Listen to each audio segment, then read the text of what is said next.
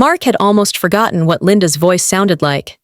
16 years was a long time. Long enough for memories to fade, for wounds to heal, and for him to finally put the past behind him. The divorce had been brutal, stripping him of not just money and assets, but also the sense of security he had spent years building. He had been younger then, more naive, thinking love meant sacrifice. He had learned the hard way that some people only took and never gave back. He had spent years rebuilding himself, working harder than ever to recover from what she had done to him. He had found peace, a quiet life free from drama, free from her. And then, just like that, she was back. The call had come from an unknown number. He almost ignored it, but curiosity got the better of him. The moment he answered and heard that familiar voice, his stomach tightened. "Mark, we need to talk." The way she said it, so casual, as if 16 years hadn't passed, as if they had just spoken yesterday, made something inside him twist. He had spent years trying to erase her from his life, and yet, there she was, slipping back in with a few simple words. He exhaled sharply, already regretting picking up. "Linda, this is unexpected." There was a pause, and then she sighed, the way she always did when she was about to ask for something. He recognized the tone immediately. He had spent years listening to that sigh before she manipulated him into giving her what she wanted. "I need money!"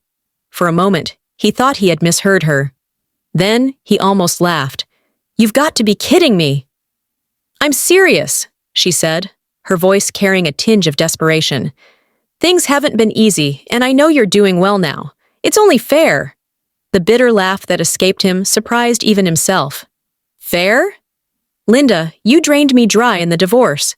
You got half my savings, the house, and years of spousal support. And now, 16 years later, you think I owe you more?" "You don't understand," she started, her voice tinged with frustration, as if he was the unreasonable one. "No, I understand perfectly," he cut in, the anger simmering beneath his voice. "I understand that I spent years working my ass off to recover from what you put me through. I understand that I finally built a life without you in it. And I understand that, after all this time, you still think you can just call me up and expect me to take care of you." There was a long silence on the other end, but Mark wasn't fooled. Linda was calculating, always searching for an angle, a weakness to exploit. And then, right on cue, her voice softened. "Mark, please. I wouldn't ask if it wasn't important." He ran a hand through his hair, debating whether to hang up. A part of him, despite everything, was curious. He wanted to hear just how far she had fallen. How much? 50,000. Mark felt a sharp, incredulous laugh escape him. 50,000? Are you out of your damn mind? "It's not like that," she rushed to explain, her voice quickening. "I made some bad investments, and there's a debt I need to clear. If I don't, things could get really bad for me." He shook his head, a mixture of disbelief and disgust washing over him. "Not my problem." "But we were married!" 16 years ago, Linda."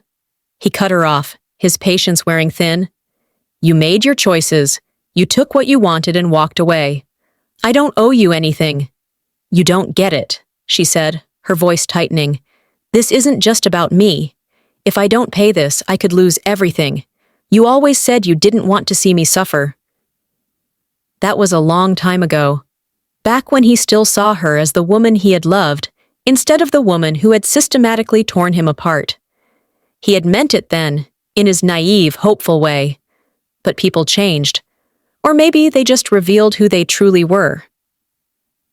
"Linda," he said, his voice calm but firm, "you lost the right to ask me for anything the day you walked away with half my life savings. You wanted independence? You got it. Now deal with it." There was another silence, longer this time. And then, her tone shifted again. The desperation vanished, replaced with something sharper, something colder. "If you don't help me, I might have to bring up some things from the past, things that could affect you." And there it was, the last desperate play. Blackmail. Mark almost laughed, But this time, there was no humor in it. She really hadn't changed. "You think you can threaten me?" His voice was steady, almost amused. "Go ahead, Linda. Dig up whatever you want. Tell whoever you want. I don't care. You know why? Because I'm not afraid of you anymore. I have nothing to hide.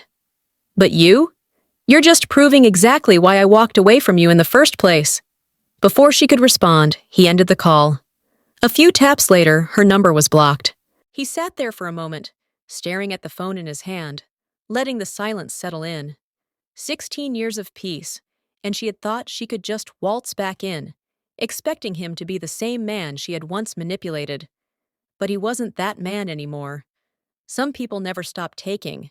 The trick is knowing when to stop giving.